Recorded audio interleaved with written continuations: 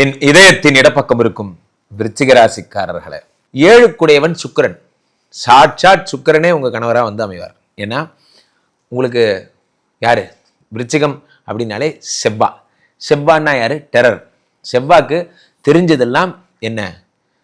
தெரிஞ்சதெல்லாம் ஒரே ஒரு விஷயம்தான், சண்டை சண்டை சண்டை, வேற ஒன்றும் தெரியாது. அதனால தான் சண்டைக்காரர்னு பேர். செவ்வாய்னாலே ஜாதகத்தில் செவ்வாய் எதை பார்ப்பானோ அதை கெடுப்பான்.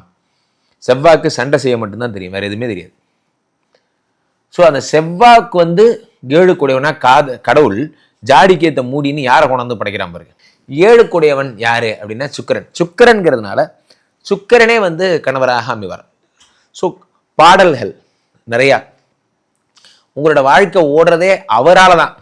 காரணம் என்ன அப்படின்னா, அவர் நிறைய பாடல்கள், கதை, அது இதெல்லாம் எழுதி ஒரு ஐ லவ் யூலாம் சொல்லி உங்களை அப்படியே கம்ஃபர்ட் பண்ணி ஜம்முன்னு வச்சிருப்பார். அந்த பாட்டு கவிதை உங்களுக்கு எப்படி இருக்கும்? 7 குடையவன் வந்து சுக்கிரன் என்பதால் உங்களுக்கு பிரச்சனை வந்தால் எப்படி வரும்? உங்களுக்கு பிரச்சனையே வராது. சுக்கிரன்லாம் டைவர்ஸ் பண்ணதா இந்த உலகத்திலே சரித்திரமே கிடையாது. நல்லா புரிஞ்சிங்க. ரிஷபராசிக்கார பெண்கள், ரிஷபராசிக்கார ஆண்கள் டைவர்ஸ் ஆனதாக கீழே இருந்தால் தெரியும். உங்களுக்கு இருந்தால் கமெண்ட் போடுங்க, நான் பார்க்குறேன். ரிஷபராசிக்கார ஆண்கள்லாம் ஜென்மத்துக்கும் டைவர்ஸே பண்ண மாட்டாங்க. துலாம் ராசிக்கார ஆண்களும் ஜென்மத்துக்கும் டைவர்ஸே பண்ண மாட்டாங்க. ஏன்னா இதெல்லாம் பண்ணுறது அவங்களுடைய டிக்னிட்டிக்கு அசிங்கம். சுக்கிரனோட பிள்ளைகள் அவங்கெல்லாம் அதெல்லாம் பண்ண மாட்டாங்க. பெரும்பாலும் இதெல்லாம் நடக்கவே நடக்காது. ஸோ அதனால் உங்களுக்குள்ள பிரச்சனை வந்தால், அப்படியும் பிரச்சனை வந்தால் நீங்கள் என்ன செய்யணும்? லக்ஷ்மியை வழிபடணும். விருச்சிகராசிக்கார பெண்கள் பெரும்பாலும் லக்ஷ்மியை வழிபட தெரியாகும். ஆனால் என் அனுபவத்தில் சொல்லுகிறேன், விருச்சிகராசிக்காரர்களுக்கு ரிஷபராசிக்காரர் அசுரகுரு சுக்கராச்சாரியாரை விட தேவகுரு பிரகஸ்பதி தான் செட் ஆவாங்க. ஏன்னா 2 குடையவனும் தனுசு ராசி, 2 குடையவனும் பிரகஸ்பதி தான், 5 குடையவனும் பிரகஸ்பதி தான். உங்களுடைய கணவர் யாருன்னா பெரும்பாலும் குருவாகத்தான் இருப்பார்.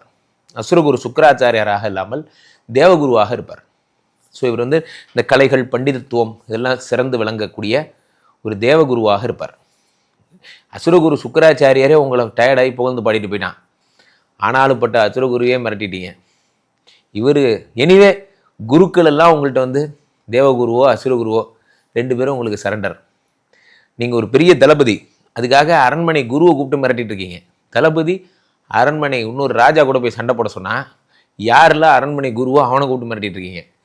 ஸோ அப்போது ரிஷிராசிக்காரர்களுக்கு இப்படி தான் நடக்கும். உங்களுக்கு லைஃப்பில் பிரச்சனை வரும் பொழுது நீங்கள் ஆலங்குடி செல்ல வேண்டும், திட்டை செல்ல வேண்டும். அதே மாதிரி முருகப்பெருமானுடைய லக்ஷ்மி ஸ்ரீரங்கநாதரை சென்று வழிபட வேண்டும். சுக்கிரன் சம்பந்தப்பட்ட கோயில்களுக்கு, லக்ஷ்மி சகரமான கோயில்களுக்கெல்லாம் செல்ல வேண்டும். கீழப்பட்டிருக்க இந்த 2 நம்பரை கூப்பிடுங்க, சொந்த ஜாதகத்தை பார்த்துக் கொள்ளுங்கள். உலக புகழ் வாய்ந்த நமது ஸ்ரீமடத்திலே தினசரி நடக்கின்ற விஷ்ணுமாயா ஹோமங்களில் கலந்து கொண்டு உங்களுடைய பிரச்சனைகளுக்கு தீர்வு காணுங்கள்.